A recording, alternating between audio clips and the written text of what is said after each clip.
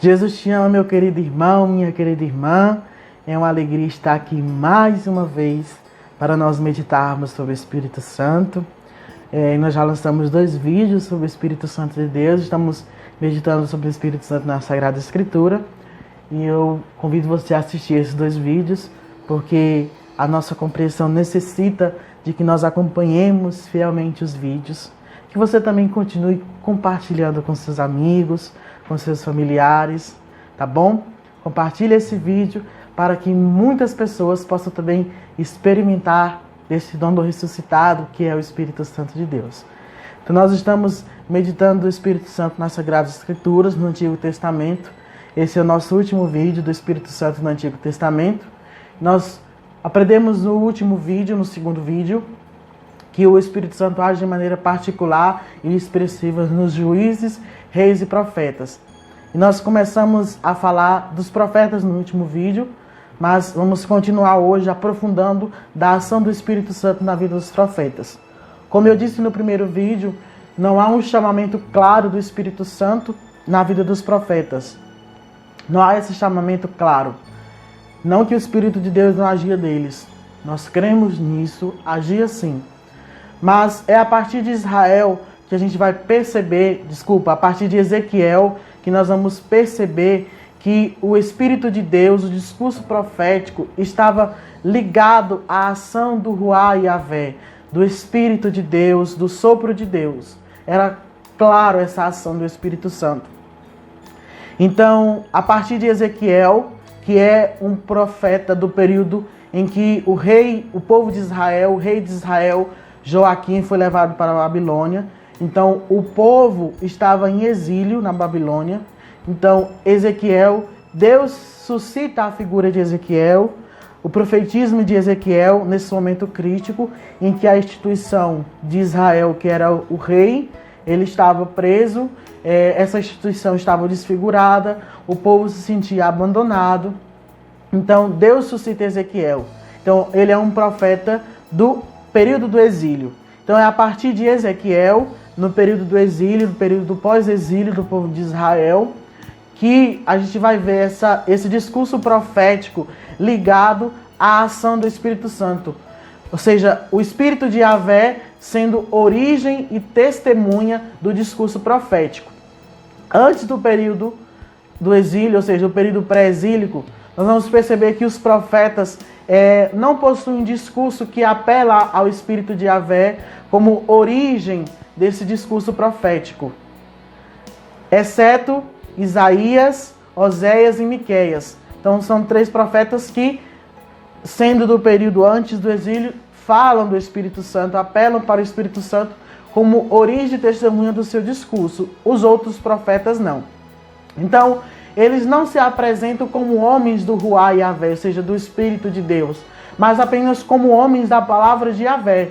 Isso porque eles tinham em mente esse caráter ambíguo, ou seja, duplo sentido que poderia trazer a palavra Ruá. Nós falamos isso no nosso primeiro vídeo, sobre a palavra Ruá, que tinha vários sentidos no Antigo Testamento. Então esse era um dos motivos que eles não se apresentavam como homens do Ruá, do Espírito, mas como homens da palavra de Yahvé. Então eles são os profetas da palavra, que são os profetas do período pré-exílico, ou seja, antes do exílio de Israel. É a palavra de Yahvé que marca essa vocação e a missão do profeta. Ou seja, o profeta do período pré-exílico, que nós estamos falando, eram homens da palavra, anunciavam a palavra de Yahvé, não em referência ao Espírito, mas em referência ao próprio Yahvé. O profeta dessa época era o homem do acontecimento da palavra. Nós vamos perceber 2 termos importantes no Antigo Testamento, que é a palavra de Yahvé, ou seja, a palavra de Deus, ou veio a mim a palavra de Deus. São 2 termos no Antigo Testamento que marcam um discurso profético. Veja, a palavra de Yahvé, ou seja, a palavra de Deus, ela aparece 241 vezes no Antigo Testamento. Dessas 241 vezes, 225 vezes no livro dos profetas, ou seja, em algum livro dos profetas, contando o livro dos profetas, é ali que está essa palavra. Ou seja, ele recebia essa palavra de Deus e a proclamava. Ou seja, a palavra de Yahvé, a palavra de Deus, era um termo técnico que fazia parte do discurso profético. Já o termo veio a mim a palavra de Yahvé, ela aparece 130 vezes no Antigo Testamento. Dessas 130 vezes, 126 vezes ela aparece também no livro dos profetas. Ela era chamada a fórmula do acontecimento, pois ele marca o evento da palavra, ou seja, veio a minha palavra do Senhor, e eles anunciavam essa palavra. Então nós vamos perceber que essas expressões, elas são essenciais no discurso profético, ou seja, ela é protagonista na vida e na missão desses profetas. Então nós vamos entrar agora na figura de Ezequiel. Ezequiel é quem marca essa viragem na tradição dos profetas. Ele se apresenta como um profeta do Espírito. Não porque era para desmerecer os profetas anteriores. Não era esse o objetivo. A gente precisa entender isso. Mas é porque, para determinada circunstância, Deus suscitou Ezequiel. Eu já falei, né? Eles estavam no período do exílio. Então, é uma resposta de Deus a esse povo que estava abandonado. A própria palavra de Deus vai trazer que ele suscitou Ezequiel como uma sentinela no meio do povo disperso e abandonado. Então, não é um contraponto, não é para desmerecer os outros profetas que Ezequiel se aponta como profeta do Espírito. É para uma determinada circunstância do povo de Israel. Ou seja, Ezequiel viu a ruína de Jerusalém, a destruição do templo, e ele vê vir sobre ele o ruá de Yahvé. Ou seja, essa fórmula que estava presente nos juízes e nos reis, ou seja, a fórmula do Espírito, ela aparece de modo claro para nós em Ezequiel. Isso é importante.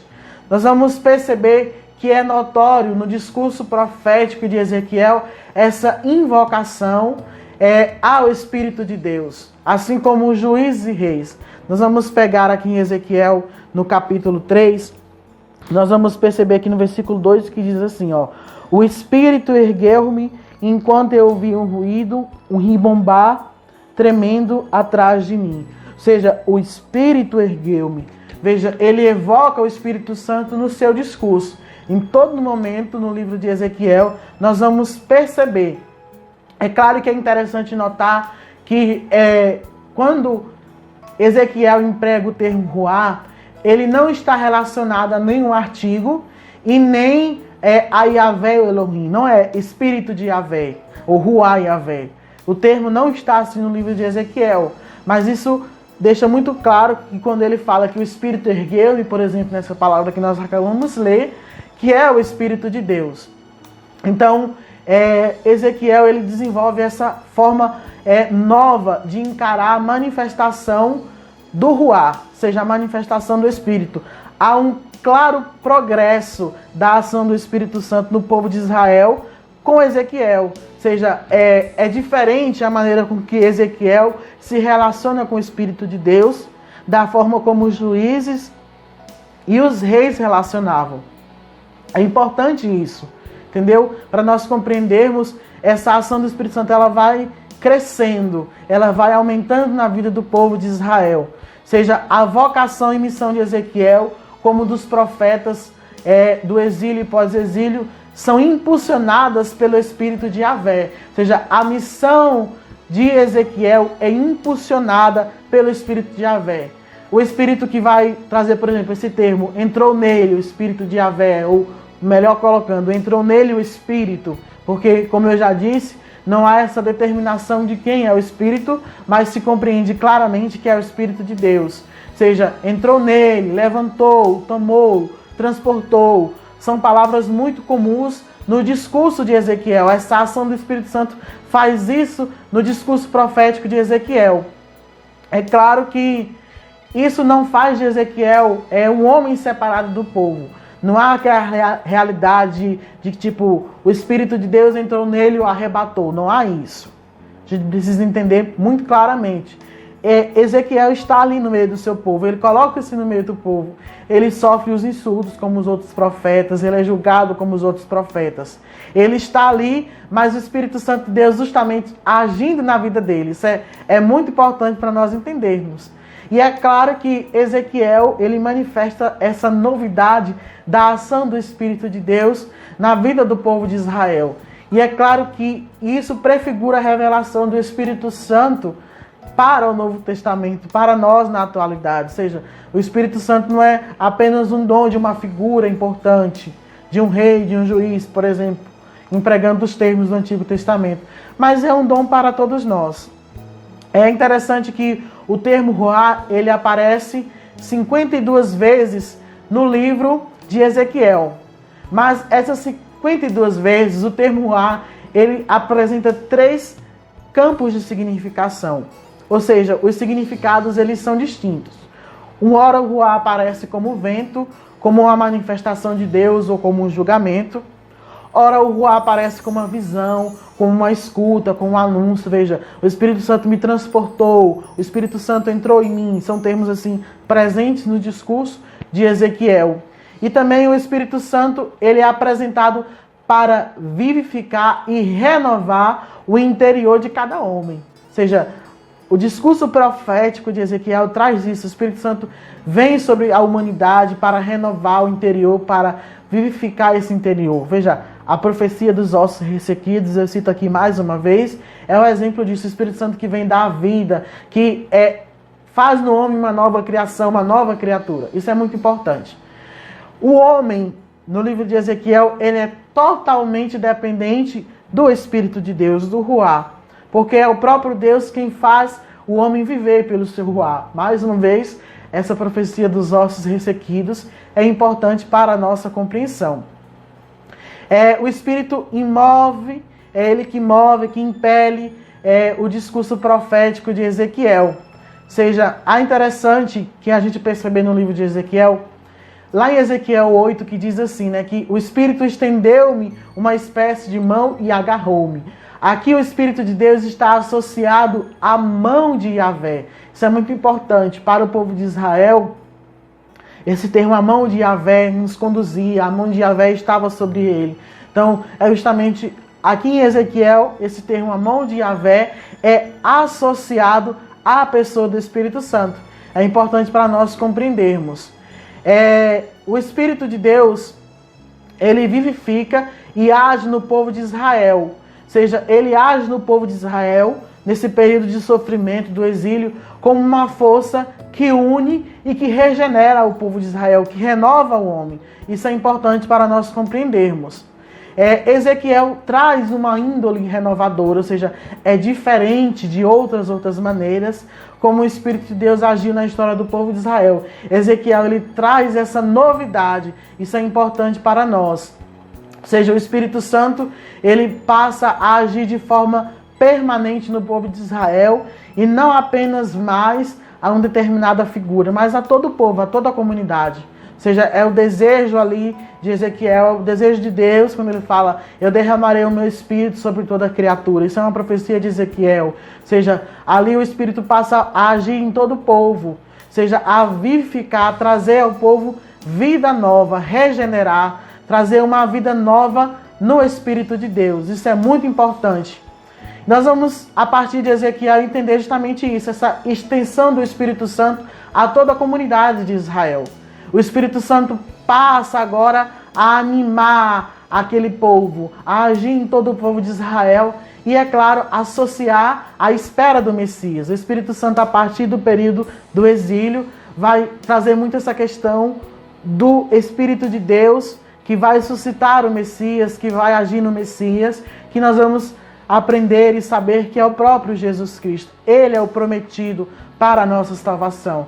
Então, é isso que vai marcando, ou seja, a compreensão do Espírito Santo de Deus e a compreensão de sua presença no povo de Israel, ela vai alargando.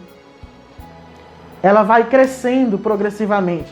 Deus vai fazendo o povo de Israel tomar consciência do seu Espírito Santo e vai fazendo entender que esse Espírito Santo ele pode e vai agindo na vida de todo o povo. Ou seja, ele vai agindo nos descendentes de Israel E é muito interessante trazermos a profecia de Joel, lá no capítulo 3, no versículo 2, que vai dizer: eu derramarei o meu espírito sobre toda a humanidade. Ou seja, o Espírito Santo vai ser derramado sobre todos e todos profetizarão. Então, os profetas vão ajudando nessa compreensão do Espírito Santo de Deus.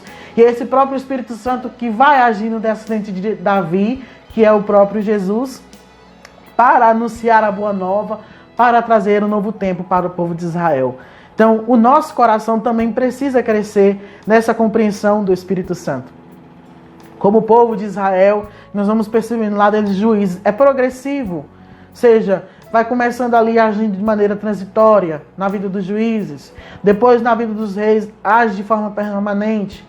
Depois vai agindo nos profetas. E a partir dos profetas, o povo todo vai compreendendo essa ação do Espírito Santo, essa presença. E ele vai sendo agora, fazendo parte da vida de toda a comunidade, não apenas mais de uma figura importante. O nosso coração precisa também compreender isso. O Espírito Santo, ele não age só no sacerdote, ele não age só no seminarista. O Espírito Santo não age só naquele escolhido de Deus, mas ele age em todos nós. E é pelo nosso batismo que nós recebemos o Espírito Santo. Ele age na nossa vida para também realizar uma obra de salvação na nossa vida. Ele tem um desígnio salvífico. O Espírito Santo de Deus nos santifica, nos regenera, como a profecia de Ezequiel, nos faz homens novos em Deus, nos dá um tempo novo de vida. Por isso que nós precisamos compreender e clamar sempre o Espírito Santo de Deus. Então fique conosco no próximo vídeo, compartilhe esse vídeo, mais uma vez eu peço isso, para você também crescer nessa compreensão, nessa consciência do Espírito Santo de Deus. Deus os abençoe.